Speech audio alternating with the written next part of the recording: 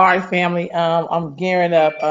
If you have not seen the film yet, you may want to. I'm not gonna give no spoilers or nothing like that, but this is a film, y'all. We can't sleep on this film. I just got finished watching it. I am very excited about it. I'm very grateful that this evening I thought I'd call myself going to bed early, and the universe was like, "I got a treat for you." My ancestors was like, "I got a gift for you." And the gift was watching this movie called One Night in Miami. So hold on, let me get to where I got to get to. Oh, I don't even know what I just did, but let me do something real quick here. All right, family. Good evening. If y'all have not seen this film yet, I'm gonna bring it to the screen again. It's called One Night in Miami. It's a fictional story, but I just think our ancestors always have a way of bringing us gifts through stories. If you haven't seen it yet, it's on Amazon Prime. It's probably on other stuff too. That's where I seen it at. And y'all, look, I don't know about y'all, but I grew up like in history and learning about history and all of that good stuff. And this is one of those films you got to watch. Sometimes people will talk about our heroes, and they are heroes. We're talking about Jim Brown and Malcolm X and Sam Cooke and Muhammad Ali, but when Muhammad Ali was Cassius Clay at the time. And when you see this, sometimes when we talk about our heroes, we never talk about their ups and downs or the struggles they may have, or them even having a thought process.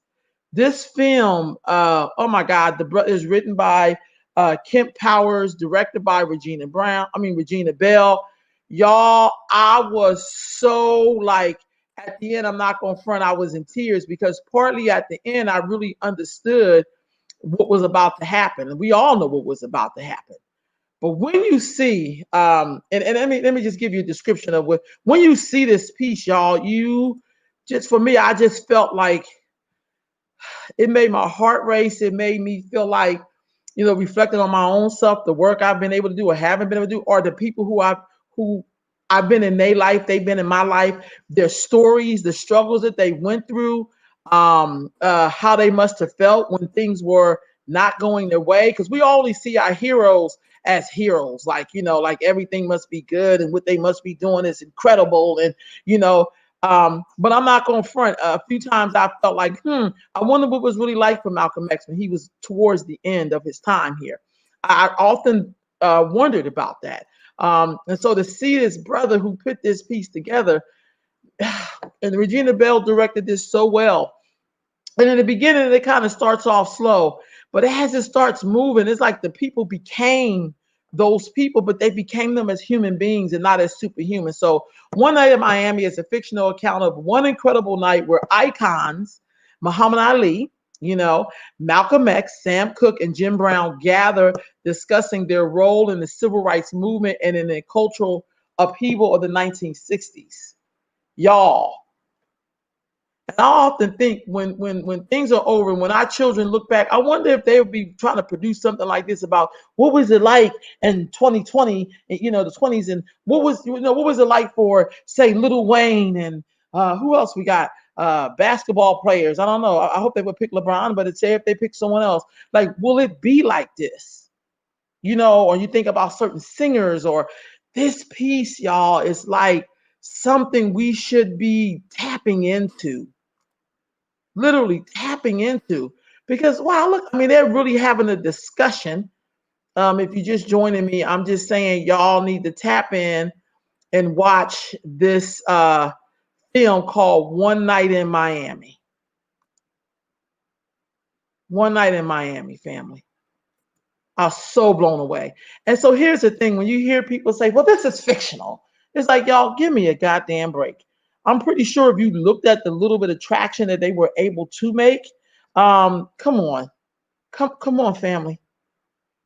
You didn't think our ancestors or now who are elders had these kind of conversations? We have them all the time. We have a whole app called Clubhouse, and people on there having all kind of conversations. But imagine if you could see, if you could roll with Malcolm X in those last moments. You know, how he must have really felt about his betrayal and the way he was being seen. Or, imagine if you could have been with Sam Cooke, and hearing, how his responsibility to his peoples or whatever, and then to get caught up in that motel with the Asian lady that was the lady of the evening. Imagine if when Jim Brown, who was a white woman loving brother and who was proud of it, watching how he's changed himself around. What if, you look at Muhammad Ali and just his transition from the Nation of Islam into, Al Islam, and then, just ambassador to the world. You know what I mean? Just man, some of them didn't live long enough to be old. Now, Jim Brown, I believe, is still here, but some of them never lived that long to be seen like that, to that you can know their stories like that. Do you understand what I'm saying, family? Hold on, I gotta change something on here. So here it is. What I need to do is just so I can see the comments, and I didn't realize I didn't do this. But you have to watch this. And if you have sons, watch it with your sons. Because I would like to know what your sons think. Because these are our heroes. These are people who have gone on now and left marks in the world. But I want to know what your children think about the movie. How do they feel seeing, their hero? I didn't, to honestly, God truth, I didn't know a lot about Jim Brown. I knew he was a football player. I know he was a movie star. I seen him in a lot of movies from the 70s and the 60s in particular. So I knew that about him. But I honestly, God truth, I really didn't know a lot about him. And I know he dated Raquel Welch, and I know he had a thing for white women in that day. So usually when people don't be feeling black people or black women in particular, I kind of like, yeah, you know. But I learned a lot about like him talking about economics and how black people got to see their way through economically first. Didn't really know that about him. And then I know about his work later on, in LA. But man, family, let me show you who Jim Brown is. So maybe y'all get an idea. Some of y'all may know who he is. But this is one of those teachable moments. I know we coming up on Black History Month and Martin Luther King and all that good stuff. This is Jim Brown, star quarterback or linebacker or whatever he was. I'm sorry, see, I don't really know. That's him now as an elder. He's still around. And there you go right there. And so his thing was always about economics. So people only know folks the way they see them right now today, or he met with Bush or Trump or whoever it was. And it's like, y'all, most people who talk like that don't put in no damn work. You know what I'm saying? So I know that he had put in work in his time, no matter what we felt about his politics or who he dated or who he thought was beautiful or not. This man did put in some work. And so to see, like, man, like I remember when reading about when they stood up in Mexico City. He was a part of those black athletes at that time. So that's Jim Brown. And then the other person that you see a lot of here is Sam Cooke. Now, I grew up hearing stories about Sam Cooke, but I also know he was a hell of a singer. And I know he also produced one of my favorite songs, A Change Gonna Come. But he also did a lot of awesome really tunes as well. And some of them people say were gospel tunes that he turned into soul music. But I mean, isn't that what we always do, y'all? Like, come on now. So anyway, so this is Sam Cooke. So they talk about him in there. Like this is one of the guys that's in there. Here's brother Sam Cooke, soul singer. Owned the rights to his own music. That was unheard of back in that day. See, people still don't even own the masters to their own stuff to the day. I mean, I'm just saying, like, when you're up there and you're powerful, he's featured in this movie. I mean, in this, a night in Miami. Okay, family, you gotta watch that with your children, with your youngins, with your sons, with your daughters, And then of course, we have Muhammad Ali. I mean, everybody should know who Muhammad Ali is, but just in case you don't, I'll put this picture up there so you can see who he is. Here's Muhammad Ali. You know what I'm saying?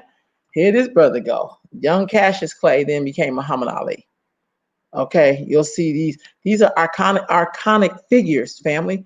Okay, so then you see him in there, and then finally the last person I'm gonna put up here, who Muhammad Ali is, world champion in the whole nine. But the last person I'm gonna put up here is our dear brother Malcolm X.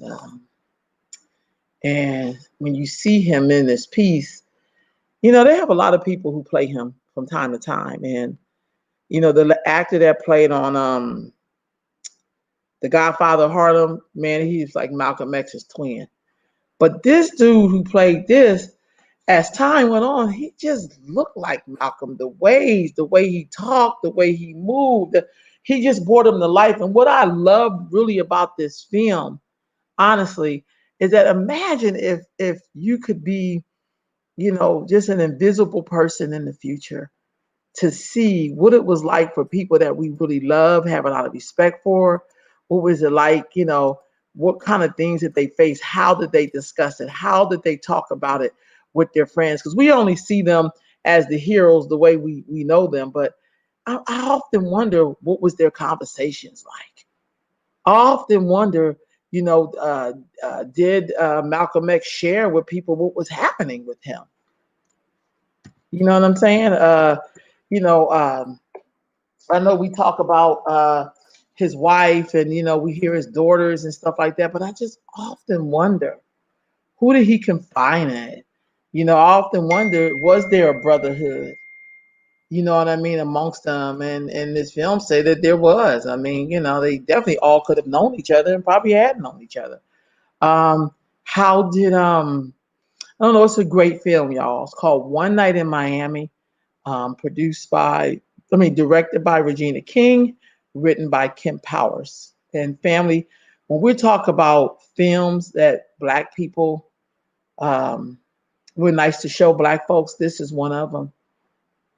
This is one of those films that we definitely should be showing, and it's called One Night in Miami. One Night in Miami. And these are four iconic figures. You have a football player, a boxer, a singer, and a civil rights or Black power leader. Do we still have those? There's so many things in there that you got to ask yourself, are we facing those things today? This film talks about who they were as men, how they seen Black women, their relationship with them. Malcolm X was married. They talked about that. It also talks about the youth of that time and the things that then inspired them. It talks about economics being freedom for Black people. If we can get there, how do we do that? It also talked about how it maybe could have been when you feel like death is upon you. It also talks a lot about struggle and success and futures, and that a change is really going to come. Um, I think the other thing that kind of bothers me sometimes, when I think about history, is that as much as Black people love to make you a hero, we don't really protect our heroes, or people who are really putting the work in for us. We don't really protect them like we should. If I had to be very honest about you, sometimes I get very bothered by that.